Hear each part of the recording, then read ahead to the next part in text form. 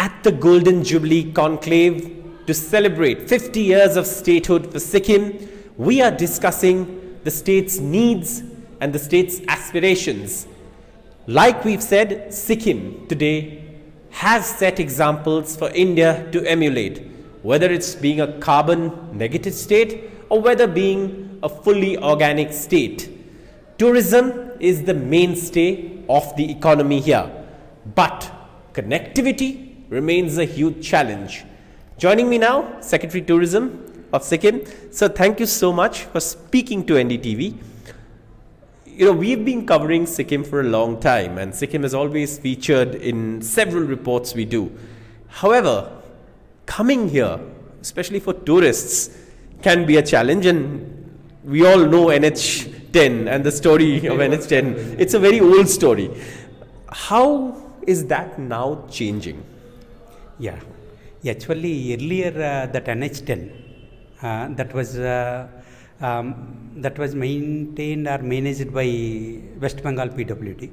Now our government, they have taken initiative. Then that responsibility has been given to NHIDCL. Very recently, hardly 2-3 months back, they have taken up that activity. So teething problems always will be there. Then they are coming out with proper formation, then proper carpeting, then whatever things has to be done, that alignment and all these things, they are going to, they have already taken up. It will take a couple of months to have better connectivity from Siliguri to Gangtok. Work is already going on. We are continuously, our government and officers, they are continuously monitoring the activities. Then very soon we are going to have very good connectivity. Then after having that thing, these repairs, I don't think we are going to have any problem along National Highway 10. So now one more thing. Depending on just one road can always be a challenge. And I believe now there's another alternative highway also, 717A. Tell us the status of that, because one part of 717A, which is known as the Loop Bridge, has already become very popular. A lot of social media reels on it. But 717A to truly emerge as an alternative route to Sikkim when NH10 is not serviceable. How long is that going to take? Where is that project headed? What is the status on that? That 717, then they said, as per the information whatever we have received from NHIDCL, they said that after completing the repair works of NH10, if it is in good condition, then they are going to complete 717. Okay, very soon, within 3 months, they are going to complete this one. Then after that, most probably from the month of October, they are going to start 717 activities. Then we are going to have 2 alternatives. Let me come to the question that everyone wants to ask you.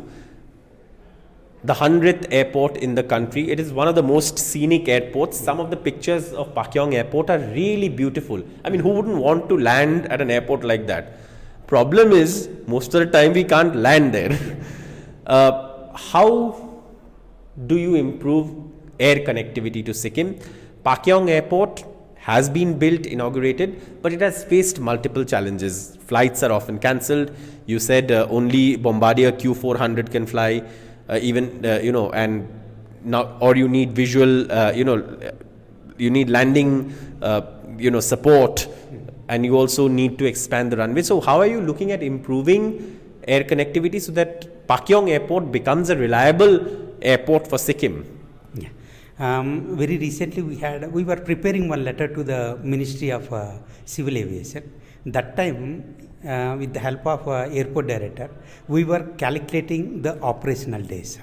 If you see after COVID, 2022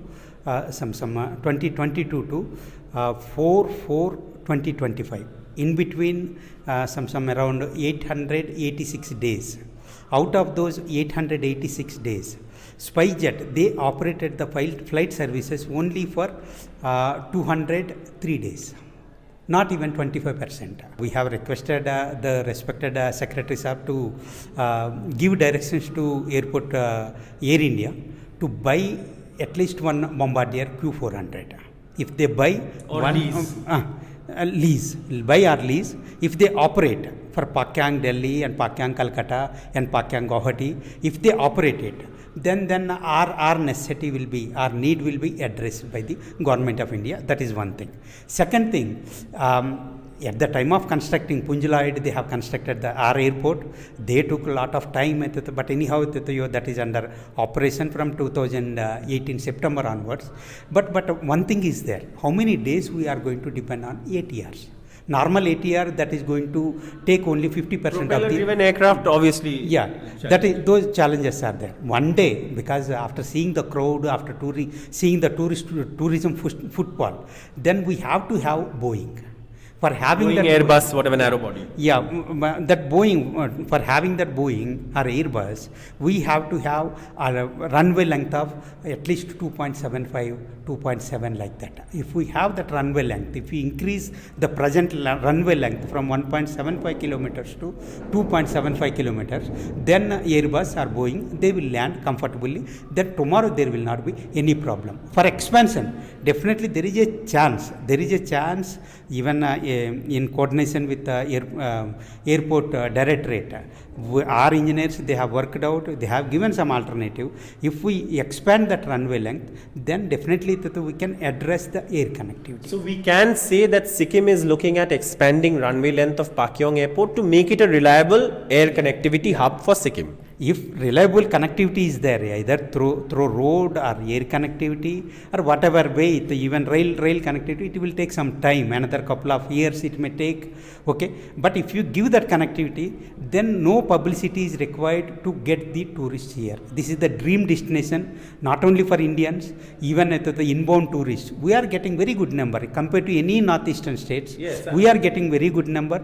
We are very, very happy without having any marketing, any publicity. With the help of our Honorable Chief Minister, that time and again, he is doing some publicity activities for the state of Sikkim, especially for tourism department. Then we are getting whatever number we are targeting, whatever our expectations are there in a particular calendar year, we are receiving the tourist footfall. And sir, before I head on to my next connectivity question from the point of view of tourism to you, I want to push you a little bit on this. So this part about expansion of the runway, which is a big thing, where does it stand? Has a proposal been sent to the center? Is it still in the planning, feasibility, studies? Which stage is it at? That alternative, this thing, very recently, Honorable Minister of State, Civil Aviation, he inspected that area, our area. That time we made one representation. We had given one representation from our Honorable MP side, Member of Parliament, Mr. Indrahang Subbasab side, then our Honorable Minister Tourism, Mr. T.T. Bhutia. Both of them,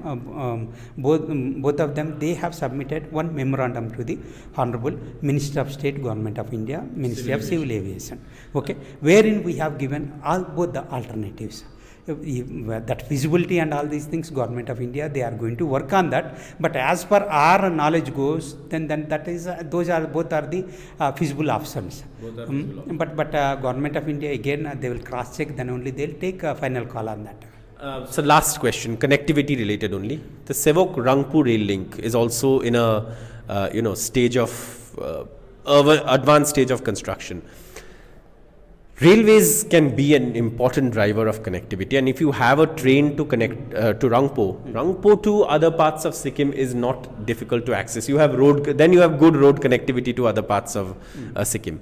How important is the Sivok-Rangpo rail link going to be from the tourism point of view and for the local population, which currently depends only on road connectivity? Actually, if you see, if train connectivity is given, that is from Sivok to Majitar or Rangpo, that both are adjoining places. Okay, that railway station is coming in that Majitar area. If we have this train connectivity, definitely tourist flow will increase further. Doubt ही नहीं है तो इसमें that will increase, but only the thing is that road connectivity, suppose if they are traveling by train, definitely there will not be any problem of landslide or anything. Most of the locations, they have made tunnels, then bridges are there, then good approach they have created, that is not going to face any landslide problem. So definitely all the 365 days, definitely surety will be there. We are going to get good number of tourists even if road connectivity is not there. That is one option. But chances are there. If they are traveling by road, the rainy seasons, anyhow, they have gone for backcutting. For getting a good formation width, they have gone for backcutting. Backcutting, for settlement of backcutting, minimum in hilly areas it will take 3 years. So within these 3 years anything may happen. Landslide will be there even in different stretches. They have kept all the required equipments to clear those landslides. NHIDCL, even earlier state PWD, West Bengal PWD also, they did the same thing. But guarantee will be there. Tourists whoever are booking flight tickets, just the middle class people, they are making their planning in advance to have cheaper tickets, flight tickets. Then guarantee will be there. At least road connectivity is not there, rail connectivity will be there. That some two alternatives are there. Anyhow, you are talking about 717 NH, that alternative. If you provide, then there will not be any problem for tourist flow. I'm sure all of this you're looking at with bated breath, because for a state that depends for 60% of its revenue on tourism, all of this, what you told me, 717A, rebuilding and repair of NH10, Sivok-Rangpo rail connectivity, and Pakyong airport connection. These 4 projects must be music to your ears. Yes. Yeah, definitely that will boom our tourism sector. Not only tourism sector, we are getting so many investors. Investors, they are coming forward. This is the sustainable investment area. But full support will be there from government side, even public side. Inclusive tourism we are promoting. Then 100% cooperation will be there from the government side, even from the public side. But only the thing is we have to provide basic requirements to the investors. Then only they will come forward. If you are not providing connectivity, how will they bring the materials, construction materials? Everything that has to come from Siliguri. Then cost of construction will be very high. Okay. Absolutely. And we're discussing all of this as Sikkim celebrates 50 years.